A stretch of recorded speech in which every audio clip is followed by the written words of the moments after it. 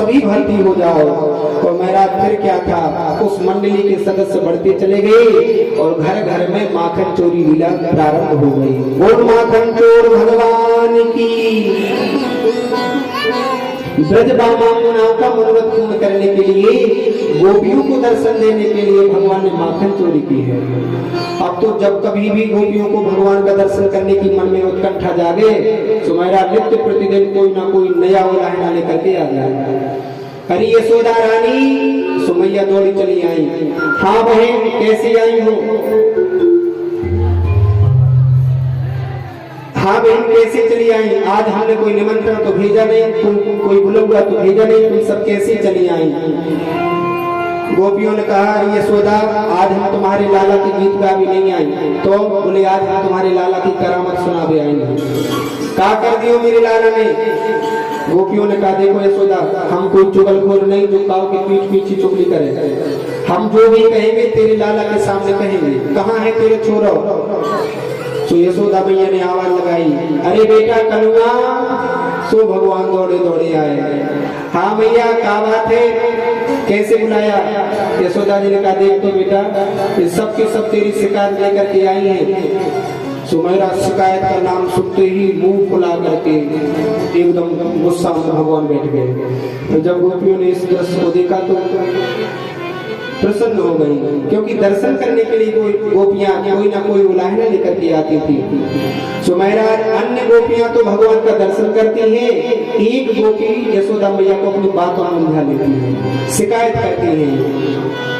पहली गोपी ने कहा, वत्सान मुंचन उचित समय क्रोश संजात हासा स्तेयं स्वागत प्रदीपया कल्पते स्तयो वे मरकान भूक्ष्यन विभजति साची नाति भाण्डं भिनत्ति द्रव्यालाभे सगृह कुप्ति या कुप्रस्सतोकान्। पहली गोपी शिकायत कहती है, एक गोपी ने कहा, मैया तेरा लाला मेरे घर में आता है और मेरे सारे लक्षणों को खोल करके चला जाता है। यशोदा जी ने कहा, बहन जाकी तो आदत ही है, जब मैं गाय दुहने के लिए जाती हूँ तब यह लक्षणों को खोल देता है। गोपी ने कहा, नहीं मैया, गाय दुहने का कोई समय ही नहीं हो और बेसमय आकर के बछड़ों को खुल जाता है और बछड़े दूध पी लेते हैं। एक दिन की बात है कि मैंने तेरे चोरा से कहा कि कन्हैया एक बछड़ा खोल दे। मैंने इतना कहा तो कहने लगा, क्यों गोपी, तुम्हारे हाथों में लकवा मार गया क्या? तुम्हारे हाथ पैर काम नहीं करे? मैया मैंने एक बात कही तो उसने 10 बातें पकड़ा दी। बोली, मैया मैंने यही करके देख लिया। एक दिन की बात है कि मैंने तेरे छोरा को डांटा और जो ही डांटा तो मेरा जोर से किलकारी मार के हंसने लग जाएगा। अब जो ही हंसे, अब भगवान जाने जाके हंसी में क्या जादू है, इसकी हंसी को देखकर मैं भी अपनी सारी गुस्सा मेरी सारी गुस्सा ठंडी हो जाए। यशोदा जी ने कहा, बहन एक काम किया कर, अपने जो माट मटके हैं जिसमें मक्खन रखा रहता है उनको सीकों पे क्यों नहीं लटकाती? सीकों पे टांग दोगी तो मेरा कन्हैया नहीं पा पाएगा। तीसरी गोपी बोली, मैया मैंने यह भी करके देख लिया। क्या होगा? बोले, मैया तुम नहीं जानती, तुम्हारे लाला ने एक मंडली बना रखी है और जब भी किसी गोपी के घर में जाते हैं और माखन का घड़ा जब वह सीके पे टंगा हुआ देखते हैं तो सबसे पहले कन्हैया तगड़े से मोटे से छोरा को नीचे करते हैं, फिर उसके ऊपर दूसरे छोरा को खड़ा करते हैं, फिर उसके ऊपर तीसरे छोरा को खड़ा करते हैं और सबके ऊपर यह अध्यक्ष महोदय खड़े हो जाते हैं। हमारा जो ही इनके हाथ में वह मटका आता है तो पहले स्वयं खाते हैं, फिर अपने नीचे वाले मित्रों को खिलाते हैं। चौथी गोपी बोली, मैया एक दिन की बात है कि तुम्हारे कन्हैया मेरे घर के अंदर आए और माखन खाने लगे। मैंने कहा कोई बात नहीं, बाल बच्चे ही खाने दो।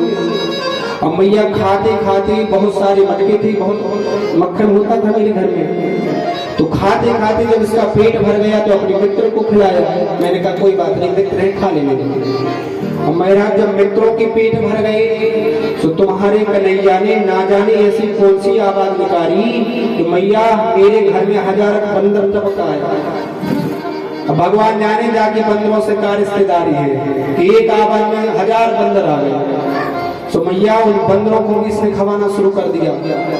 अब हजारावे बंदरों को खवावे और बाद में सड़ो सड़ाए माखन सिद्ध करके मटका फोड़ करके फेंक देता है। 5 में वो भी बोली मैया मेरी और सुन ले।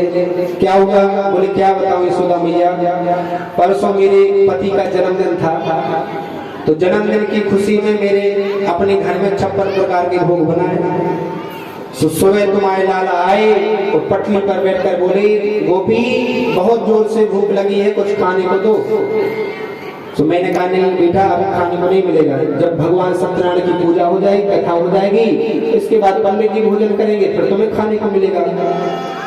तो कहने लगे मुझसे भी बड़ा कोई भगवान है का? अरे मैं ही सबसे बड़ा भगवान हूँ, मुझे पहले भोग लगा।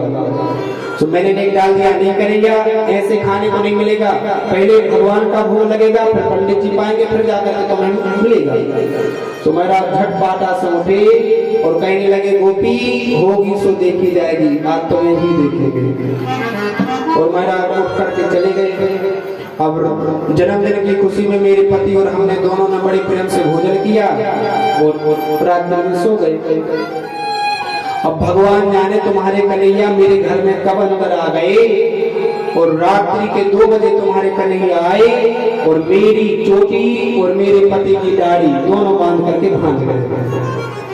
मेरी चोटी और मेरे पति की दाढ़ी, बड़ी बड़ी दाढ़ी थी पति की, और दोनों को बांधा, गांठ लगा दिया, पीछे खड़े हो गए। अब 3 बजे मुझे जोर से प्यास लगी। अब पानी पीने के लिए जब मैं उठी तो मैं जब उठने लगी तो मेरी चोटी खिंची। अब मेरी जब चोटी खिंची तो धर्म की दाढ़ी खिंची। तो वो कहने लगी क्या कर रही हो तुम, क्या कर रही हो तुम? मैंने कहा तुम क्या कर रहे हो? और मेरा अंधेरा तो था ही, इतने में तुम्हारे कन्हैया पीछे आए और कहने लगे हौवा।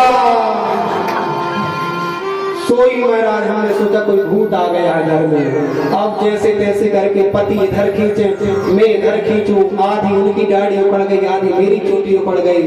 अब जैसे तैसे करके रोशनी उजीला किया, देखा कि पति की दाढ़ी से मेरी चोटी बंधी है।